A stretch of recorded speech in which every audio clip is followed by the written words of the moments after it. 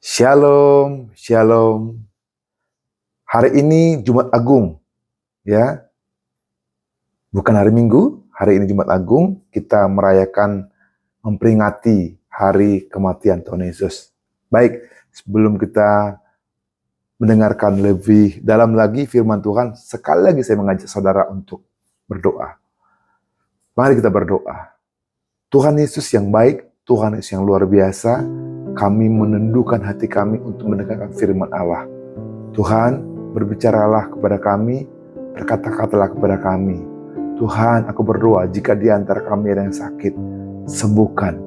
Oleh bilur-bilur Tuhan Yesus yang sakit disembuhkan. Oleh bilur-bilur Tuhan Yesus yang mengalami keterpurukan, oleh darah Yesus mengalami peningkatan kesehatan kekuatan. Tuhan, sejenak kami ingin mendengarkan firman Allah, berbicaralah kepada kami di dalam nama Tuhan Yesus. Haleluya. Amin. Amin. Baik, saya akan menyampaikan firman Allah dengan judul Kuasa Salib yang Mengubah. Kuasa Salib yang Mengubah. Mari saya mengundang kita baca Alkitab Roma 5 ayat 6 sampai 10. Roma 5 ayat 6 sampai 10. Saya baca untuk saudara.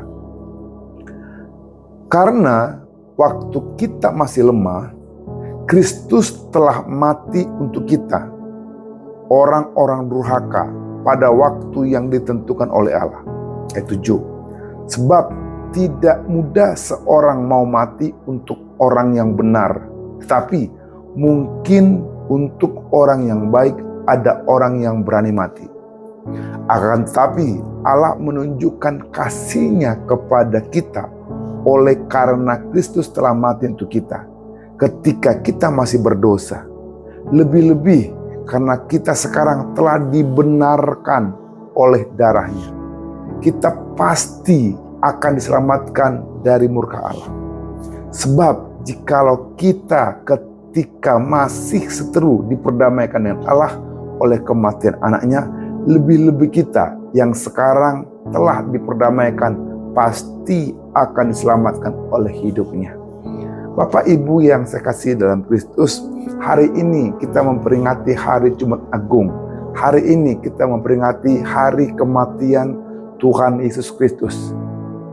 Pertanyaannya, mengapa Yesus mau mati di kayu salib? Mengapa Yesus mau mati di hari Jumat Agung? Nah, beberapa orang berpikir dia mati dikhianati oleh Yudas Iskariot. Ada yang berkata juga karena Yesus dibenci orang-orang Yahudi. Bahkan ada juga yang mengatakan karena Yesus dibunuh, dibunuh oleh para prajurit Roma. Sebetulnya itu adalah hal yang tampak secara lahiriah, secara mata jasmani. Tetapi sebetulnya Yesus mati karena Dia sendiri. Dia rela menyerahkan nyawanya bagi saudara dan saya, bagi kita orang berdosa, supaya kita yang percaya kepada Dia diselamatkan. Nah, kita buka Yohanes 10 ayat 17 dan 18. Yohanes 10 ayat 17 dan 18. Demikian firman Tuhan. Bapa mengasihi aku, oleh karena aku memberikan nyawaku untuk menerimanya kembali. Tidak seorang pun mengambilnya daripadaku, melainkan aku memberikannya menurut kehendakku sendiri. Aku berkuasa memberikannya dan berkuasa mengambilnya kembali. Bapak Ibu yang saya kasih dalam Kristus, mengapa Yesus harus mati? Mengapa Yesus harus dikorbankan? Karena kematian Yesus membuktikan bahwa kasih Allah sangat nyata bagi hidup manusia. Kematian Yesus adalah bukti, bukti kasih Allah yang terbesar. Kematian Yesus adalah bukti kasih Allah yang terbesar. Roma 5 ayat 8. Kita buka Alkitab. Roma 5 ayat 8. Akan tetapi Allah menunjukkan kasih-Nya kepada kita oleh karena Kristus telah mati untuk kita ketika kita masih berdosa. Tuhan tunjukkan kasih-Nya pada kita. Dia rela mati untuk dosamu, Dia rela mati untuk dosa saya. Yohanes 3 ayat 16 berkata, kita buka Yohanes 3 ayat 16. Ya. Karena begitu besar Allah, karena begitu besar kasih Allah akan dunia ini, sehingga Ia telah mengaruniakan anaknya yang tunggal, supaya setiap orang yang percaya kepadanya tidak binasa, melainkan beroleh hidup yang kekal. Apa buktinya Allah sangat mengasihi saudara? Apa buktinya Allah mengasihi dunia? Dia mengaruniakan Yesus Kristus untuk menjadi juru selamat kita. Seringkali banyak orang modern, dia salah tujuan, ingin mengganti kalimat itu dengan kata-kata seperti ini. Karena begitu besar kasih Allah akan dunia ini, akan hidupku, sehingga Dia mengaruniakan rumah yang bagus, uang yang banyak, kedudukan yang tinggi, kesehatan yang prima. Tapi tahukah saudara bahwa bukti kasih Allah yang terbesar bukanlah kesehatan? Saudaraku, bukti kasih Allah yang terbesar bukanlah kesembuhan. Dan bukti kasih Allah yang terbesar bukanlah kecukupan.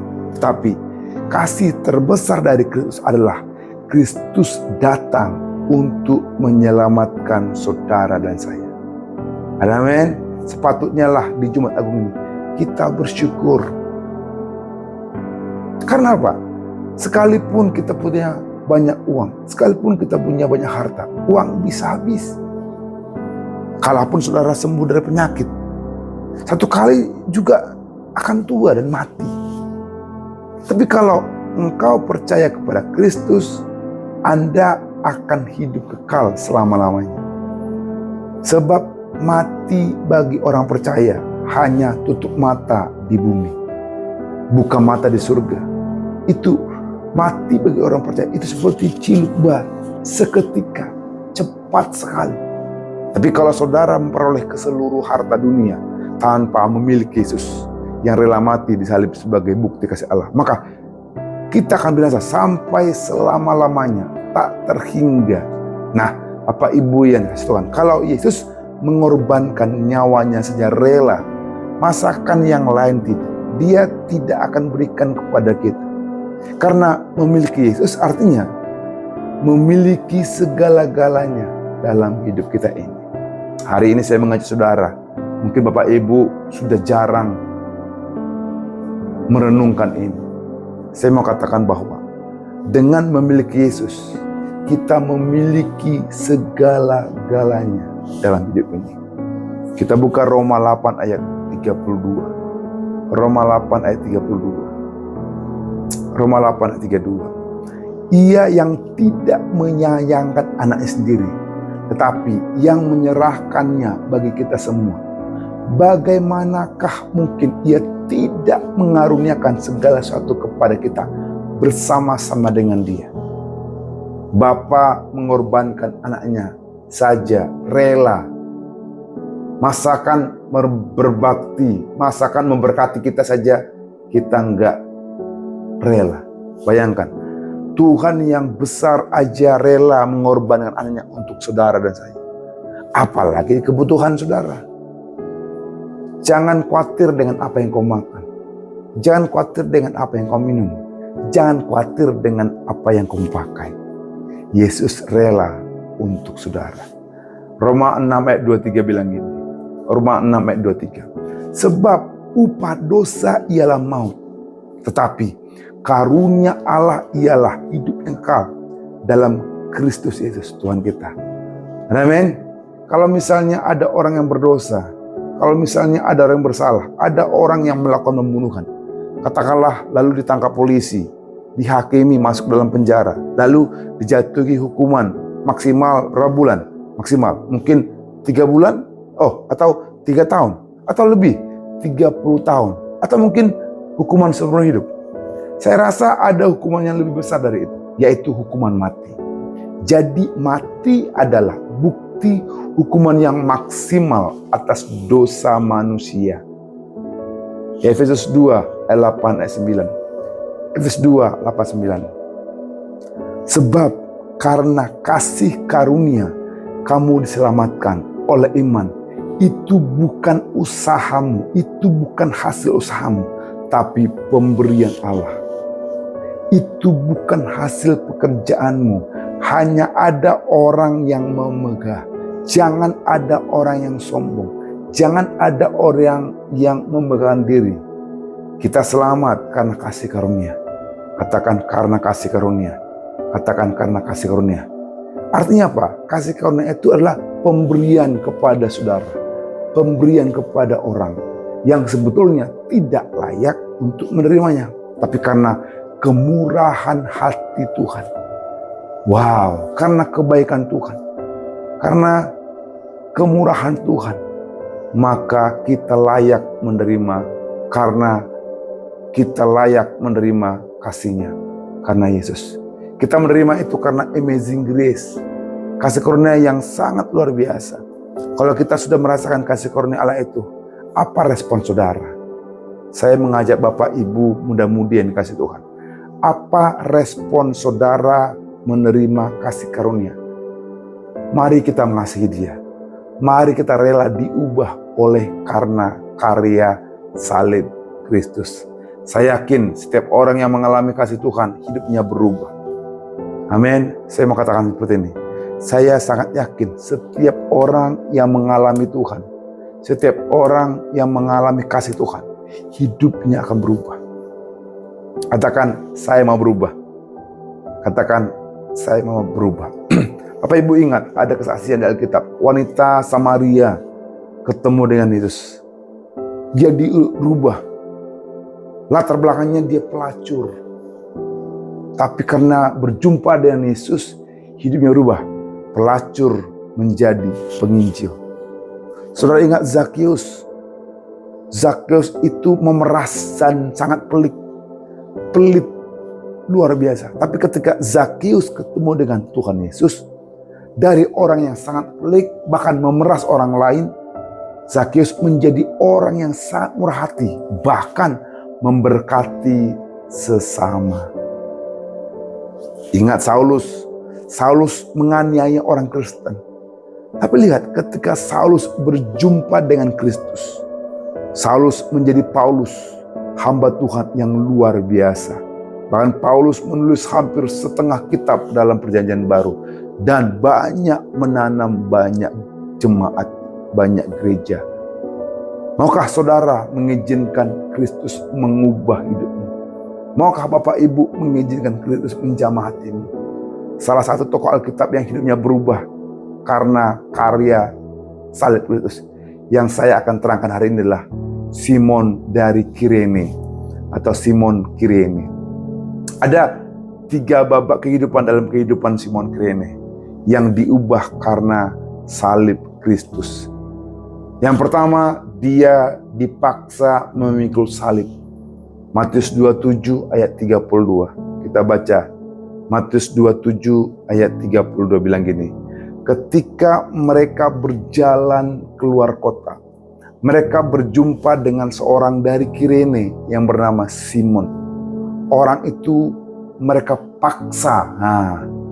Mereka paksa untuk memikul salib Yesus. Saudara sekalian, Kirene itu adalah kota yang terletak di Afrika Utara. Kalau zaman sekarang itu disebut Libya. Ya, dan pada waktu itu Simon Kirene datang ke Yerusalem. Mungkin dia ada urusan dagang, mungkin dia ada urusan bisnis atau urusan lain. Tapi malangnya bagi dia, ketika dia lihat ada arak-arakan orang yang akan membawa salib. Ada orang yang akan disalibkan. Dan ketika itu, Yesus tidak kuat memikul salib itu. Yesus tidak punya tenaga lagi untuk memikul salib itu. Maka seorang prajurit punya inisiatif dan memaksa Simon untuk mengangkut. Dia bilang, Simon sini, hei kamu sini. dia angkat untuk angkat salib itu. Jika dia tidak mau, mungkin Simon akan dibunuh. Jika tidak mau, Simon mungkin akan dipenggal. Akhirnya Simon terpaksa memikul salib. Semula mungkin dia menyesal. Kenapa saya yang disuruh? Kenapa saya bertemu dengan mereka? Kenapa bukan orang lain? Namun Simon menjadi heran. Dalam perjalanan itu dia heran dengan sikap dan juga ucapan Yesus. Dan lama-lama Simon membuka hati. Karena dia tahu ini pasti bukan penjahat. Yesus pasti bukan penjahat. Tapi pribadi yang sangat luar biasa. Seringkali kita diajak datang kepada Yesus terpaksa, di WA, di telepon, diajak saudara-saudara, terpaksa mengikuti ibadah rayon, terpaksa mengikuti ibadah genbi, terpaksa ke rayon.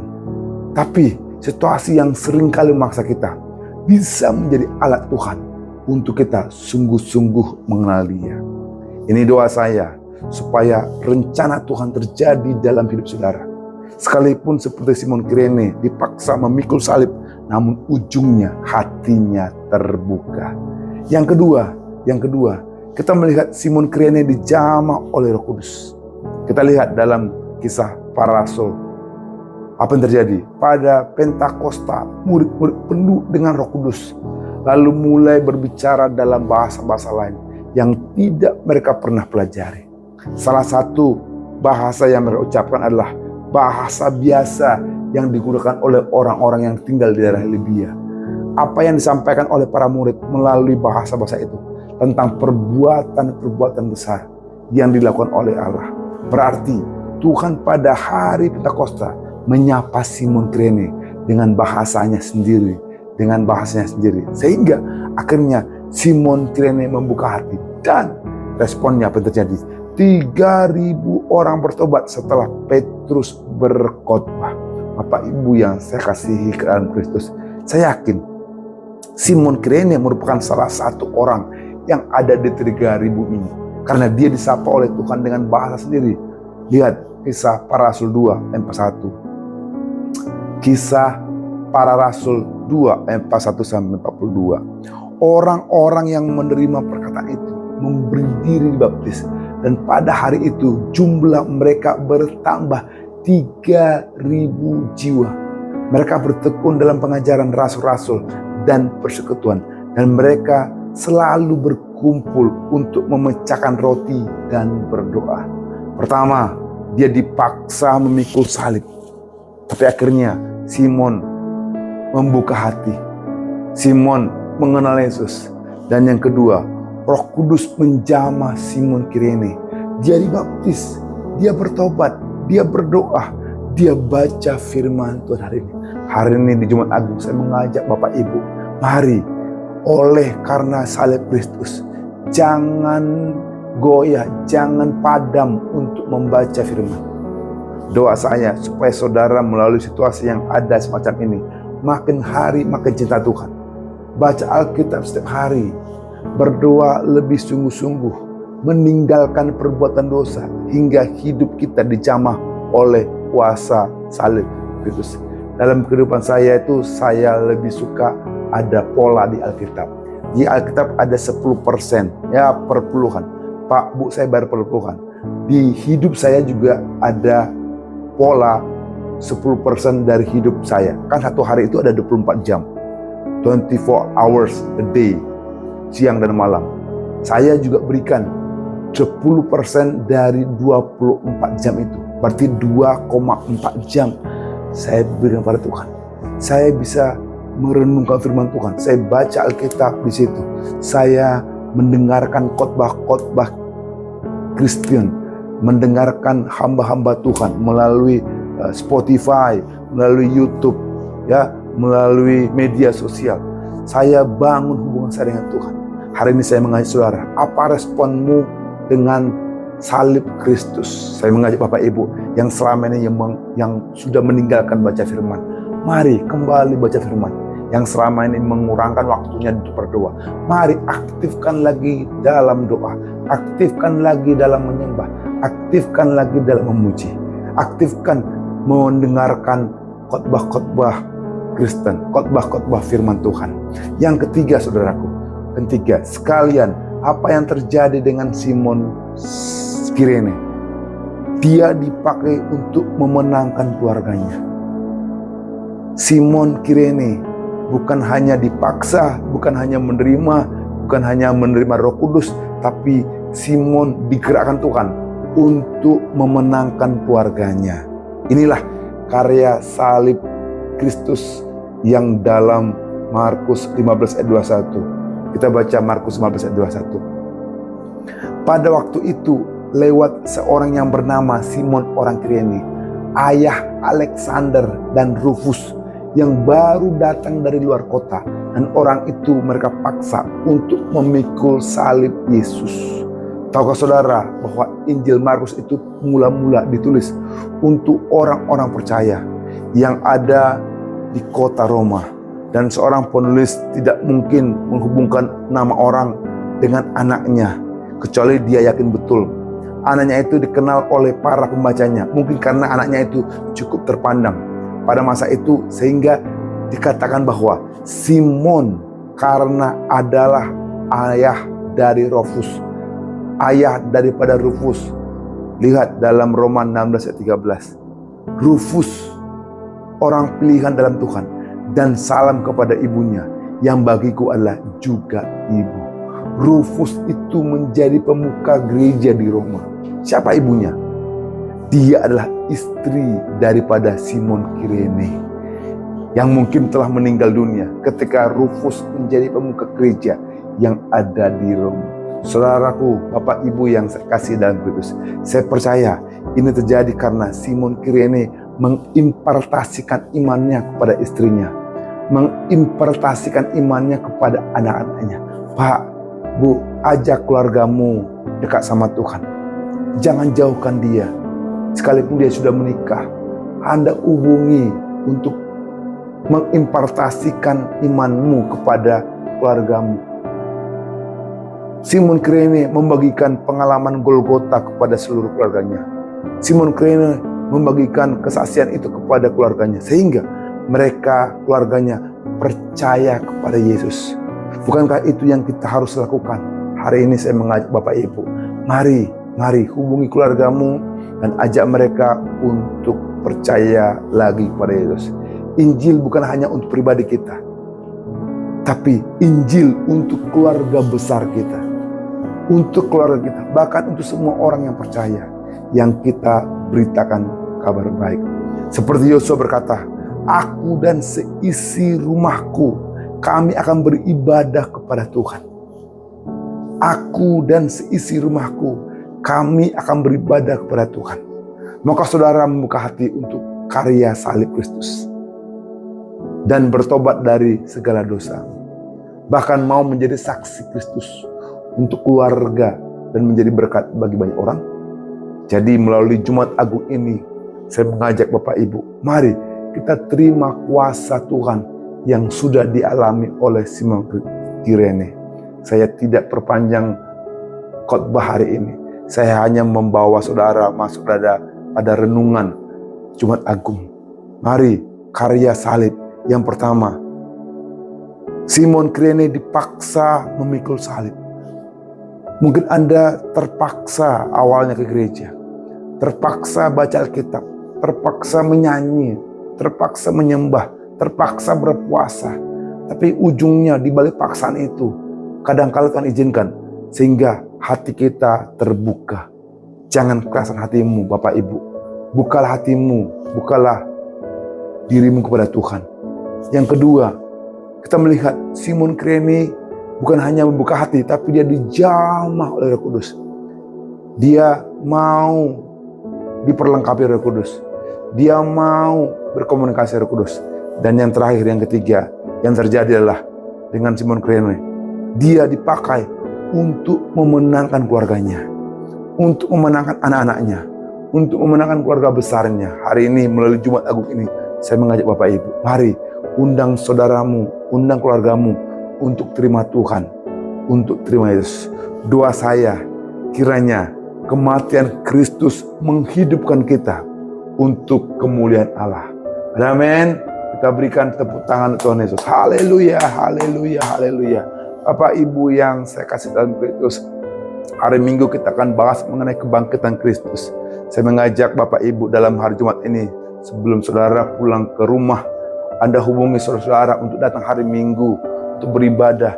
Kita merayakan kebangkitan Tuhan Yesus Kristus. Saya akan berdoa bagi saudara. Jika Anda sakit, kita minta oleh kuasa darah Yesus yang tertumpah, saudara dan saya disembuhkan Tuhan. Ada amin, ada amin. Saya tahu ini lagu bagus, bukan dengan barang fana, dan saya akan berdoa untuk saudara. Haleluya. Pakai akapela aja kita ya. Bukan dengan barang fana. Mari nyanyikan pujian ini. Kau membayar dosaku dengan darah yang mahal, tiada noda dan celah, bukan dengan emas perak. Kau menebus diriku oleh segenap kasih dan pengorbananmu. Ku telah mati dan tinggalkan jalan hidupku yang lama. Semuanya sia-sia dan tak berarti lagi. Hidup ini ku letakkan pada mezbah-Mu ya Tuhan. Jadilah padaku seperti yang Kau ingini. Sekali lagi. Ku telah mati dan tinggalkan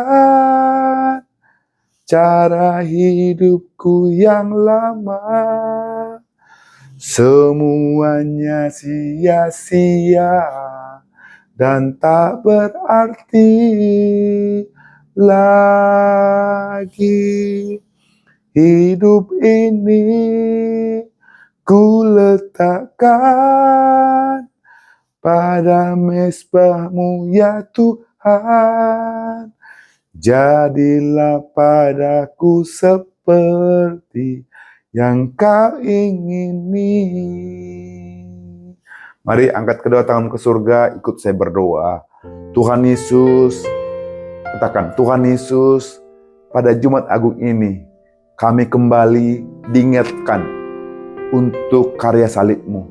Tuhan, Engkau sudah membuat kami mengerti, oleh karena salib-Mu, oleh karena darah-Mu, hidup kami berharga di mata Tuhan. Mulai hari ini Tuhan, kami minta ampun. Ampunilah segala dosa-dosa kami. Ampunilah cara hidup kami yang lama. Tuhan, aku percaya di dalam nama Tuhan Yesus, seluruh dosa kami diampuni. Menjadi putih, menjadi jernih, menjadi suci. Hari ini oleh kuasa darah Tuhan Yesus, hidup kami dihapuskan, dosa kami dihapuskan. Tuhan, aku berdoa, Engkau jamah kami oleh kuasa Roh Kudus. Nah, hari ini berikan kepada kami hati untuk memberitakan Injil, hati untuk memberitakan kabar baik kepada keluarga kami, kepada family kami, kepada anak-anak kami, kepada sahabat-sahabat kami. Tuhan, kami berdoa, Tuhan, dalam 1, 2, 3 hari ini Tuhan, kami mengajak mereka, dan hari Minggu kami berbondong-bondong datang ke gereja untuk bersyukur kebangkitan Yesus, untuk bersyukur berterima kasih hidup kami diselamatkan dan pasti masuk surga. Tuhan, kami angkat tangan kami di hadapan-Mu. Dalam nama Tuhan Yesus, hidup kami pasti masuk surga. Nama kami terdaftar, nama kami tercatat, termeterai di kerajaan surga. Di dalam nama Tuhan Yesus. Haleluya, kita berikan tepuk tangan terus. Haleluya. Terima kasih Tuhan, terima kasih. Haleluya, haleluya.